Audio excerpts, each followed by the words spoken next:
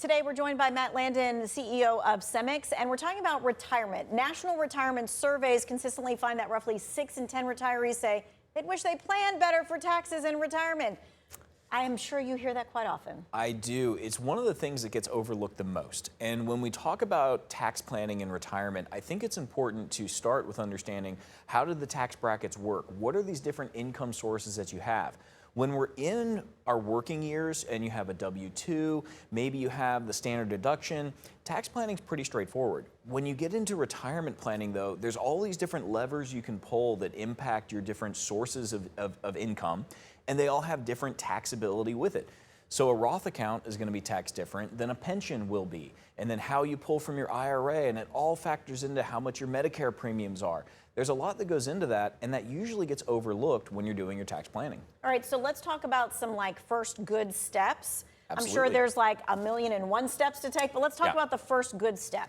I would say the first step is to take categories and break out all of your different accounts and understand how much of this is going to be taxable, fully taxable, income tax, both to myself as well as to my spouse or to my kids, my beneficiaries. Then how much do you have to pay long-term capital gains on, short-term capital gains, that sum tax bucket?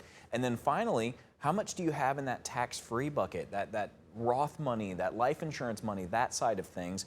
And then look at it and say, where do we need to draw our income from to keep ourselves in those lower brackets in the long term? That sounds like a lot of things. I'm looking at all of these buckets. How do I even know how much tax each one is going to get? Is that something that the everyday person can do, or is it something that when you go to a financial planner, they're able to look at that and they just already know by looking at that? Well, I would say not all financial planners talk through taxes, and I would say that's an oversight. I think you really, when you're talking about your investments, you need to be including that tax piece of the conversation.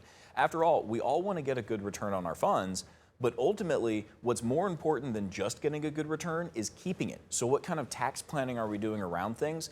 I would say it can be confusing, but sitting down with a CFP who can explain it is very helpful for your overall plan and giving you confidence in the long term, because tax rates are where they are currently, but they're likely to change, and that's entirely at the whim of the government. So whenever Congress and the president decides to take action, we might see it shift in the future. And it's never too late to go and ask somebody about all of this. Absolutely. I would say the sooner you start planning, the better, but it's never too late. And I would say the place to start is with whatever you have. Bring in a shoebox of statements, sit down with someone, and we can work on it together. Now, that's something I can do. I can actually throw everything into a shoebox, right? There you go. Okay. All right. Matt Landon, thank you so much. We're going to post this entire conversation on our website under the tab called To Finance Your Future.